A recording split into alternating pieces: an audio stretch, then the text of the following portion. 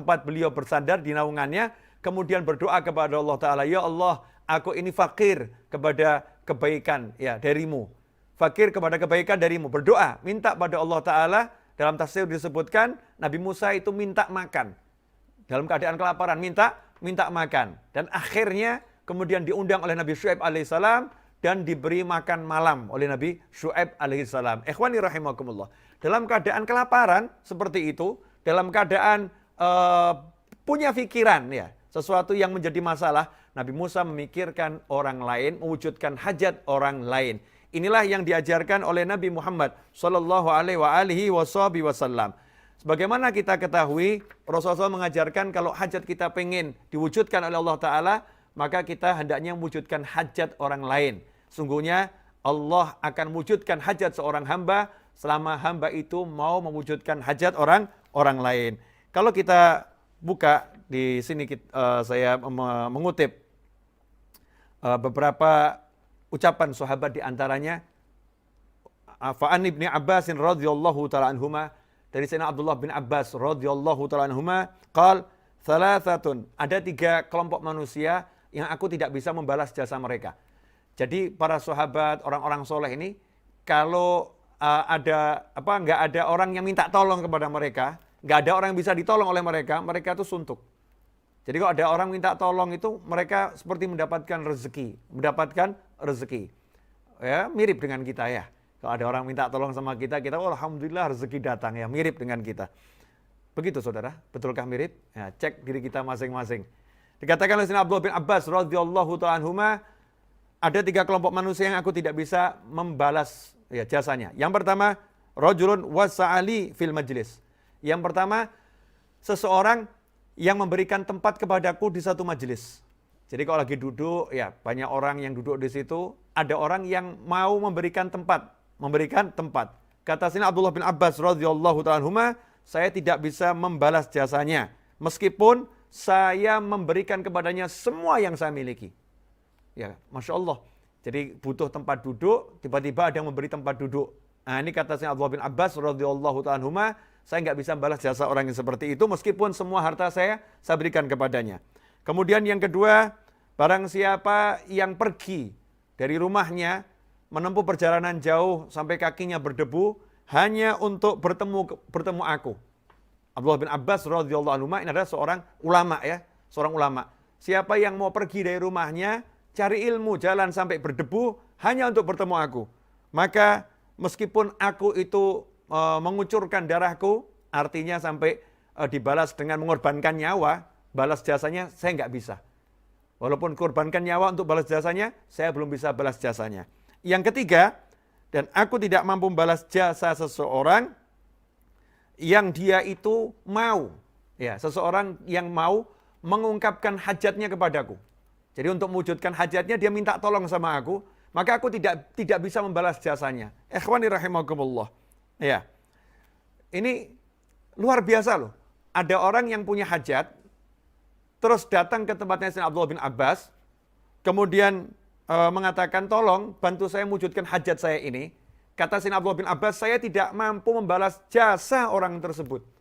Karena dia telah mau ya menjadikan saya tempat untuk mewujudkan hajatnya. Dan dia melihat tidak ada orang lain yang bisa menolong dia kecuali aku. Maka ini adalah sesuatu yang aku tidak mampu membalas jasanya. Masya Allah. Sementara kita kalau ada orang datang minta tolong sama kita, lama-lama kita ngeluh ya.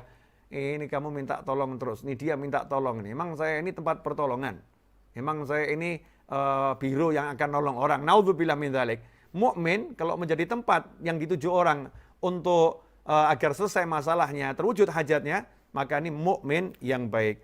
Kemudian dikatakan oleh Faid bin Ishaq radhiyallahu anhu, Faid bin Ishaq berkata, kuntu indal Fudail bin Iyad. Dulu saya pernah duduk ya bersama Fudail bin Iyad radhiyallahu anhu. Fudail bin Iyad radhiyallahu anhu ini adalah seorang orang soleh, seorang ulama besar. Faja'a rajulun fasalahu hajah. Kemudian ada satu orang datang menemui Fudail bin Iyad, orang tadi minta tolong tentang suatu hajatnya. Fa'alaha bisu'al alaih, dan dia sedikit memaksa Fudail bin Iyad. Ya, memaksa, tolong wujudkan hajat saya ini dengan paksaan. Fakultu la tu'dhi syekh, Maka saya melihat orang ini maksa Fudail bin Iyad radhiyallahu anhu. Saya pun berkata kepada pria tadi, la tu'dhi syekh, jangan kamu ganggu ya Fudail bin Iyad, jangan ganggu guru ini, jangan kamu sakiti guru ini.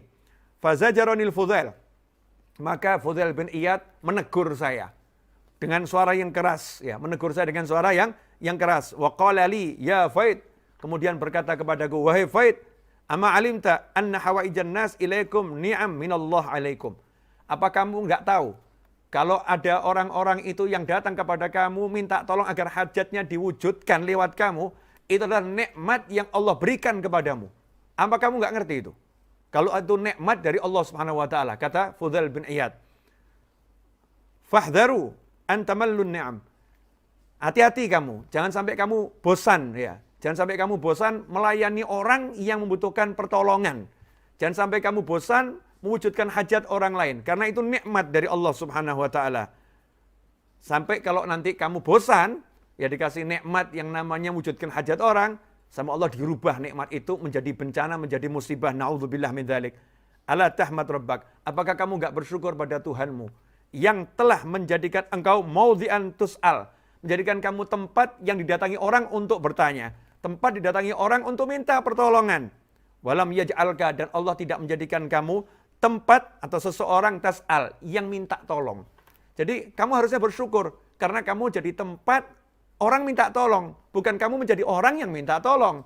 Karena itu kalau ada orang minta tolong agar hajatnya terwujud di tanganmu, mestinya kamu bersyukur kepada Allah Subhanahu wa taala. Ikhwani rahimakumullah. Ini kalau kita baca dan kita pelajari bagaimana orang-orang soleh, ya bagaimana orang-orang soleh dari sahabat maupun tabi'in, tabi'ut tabi'in, ya apalagi anbiya wal mursalin dalam usaha mewujudkan hajat orang lain, maka kita akan terperangah. Ya kita akan terheran-heran. Karena itu saudaraku yang dimuliakan Allah Subhanahu wa taala, di bulan Ramadan yang mulia ini dan di bulan-bulan yang lain, khususnya Ramadan ini, kita jangan nunggu ada orang minta tolong sama kita. Tapi kita berusaha agar tahu ya siapa yang butuh ditolong, dan kita ini butuh untuk menolong orang. Inilah akhlak yang termulia.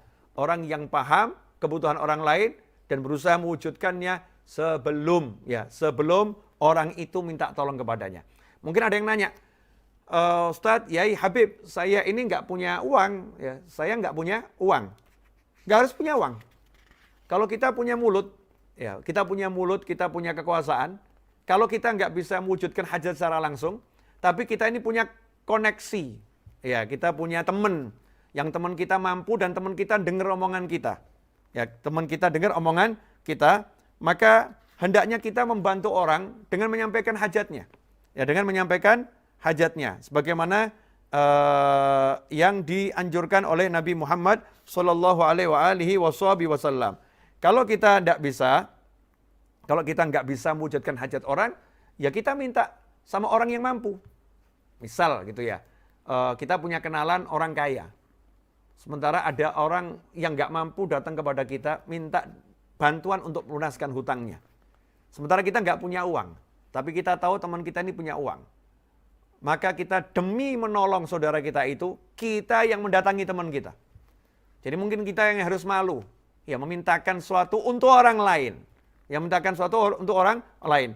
Orang yang mintakan seperti ini, mencarikan pertolongan untuk orang lain, ya bersusah-susah untuk orang lain, karena dia punya koneksi yang bagus, maka pangkatnya tinggi di sisi Allah Subhanahu wa taala. Ini adalah orang-orang yang nanti dia akan mendapatkan kedudukan yang sangat tinggi di sisi Allah Subhanahu wa taala. Ikhwani rahimakumullah. Sebetulnya saya pengen menjelaskan lebih jauh, tetapi nanti kalau panjang-panjang ngantuk, ya, panjang-panjang capek, ya, panjang-panjang lelah, atau bahkan mungkin lupa apa yang sudah dipelajari. Maka yang sedikit ini insya Allah berkah dan manfaat. Sebelum saya akhiri, saya pengen menyimpulkan. Ya, yang pertama yaitu Nabi Musa alaihissalam dalam keadaan susah, ada yang difikirkan. Nabi Musa tidak memikirkan dirinya, tapi memikirkan orang lain. Karena itu jangan beralasan kepada siapapun, dan jangan beralasan kepada diri kita. Saat ada saudara kita yang kesusahan, dan minta tolong. Jangan mengatakan, aku lebih susah dari kamu. Ya, aku juga sama-sama susah. Tapi berupayalah untuk mendengar kesusahan orang lain dan berusaha untuk menyelesaikan masalahnya. Kalau kita nggak mampu, mungkin kita punya kenalan orang yang mampu. Kesimpulannya seperti itu. Kalau ini kita jalankan dalam kehidupan sehari-hari, maka kita akan menjadi pribadi yang jauh lebih baik. Semoga ini berkah dan manfaat. Kurang lebihnya mohon maaf. Wal afu minkum. Wassallallahu ala sayyidina Muhammadin wa alihi wasallam. Walhamdulillahi rabbil alamin. Wassalamualaikum warahmatullahi wabarakatuh. Allahumma salli wa sallim ala sayyidina Muhammadin miftahi babi rahmatillah. عدد ما في علم الله صلاة وسلاما دائمين بدوام ملك الله وعلى آله وصحبه اللهم اجعل في طاعتك فرحي وسروري وفي مرضاتك جميع أموري اللهم يا عالم بحالاتي ومطلع على سرائري ونياتي اقضي جميع حاجاتي واغفر ذنوبي وسيئاتي وتجاوز عن خطيئاتي وزلاتي وتقبل جميع حسناتي وسامحني فيما مضى وما يأتي واكتبني في ديوان ساداتي واسلك بي سبيل نجاتي في حياتي ومماتي اللهم إني طامع في عطاك راغب في رضاك مستسلم لقضاك فاكتبني من أولياك واسلك بي سبيل هداك وألحقني بعصوياك وصلى الله على سيدنا محمد وآله وسلم alhamdulillahi rabbil alamin. Jangan lupa ya beri komentar agar saya bisa memperbaiki kajian ini di waktu yang mendatang. Wal afu minkum wa sallallahu alaihi wasallam wa alihi wasallam alhamdulillahi rabbil alamin.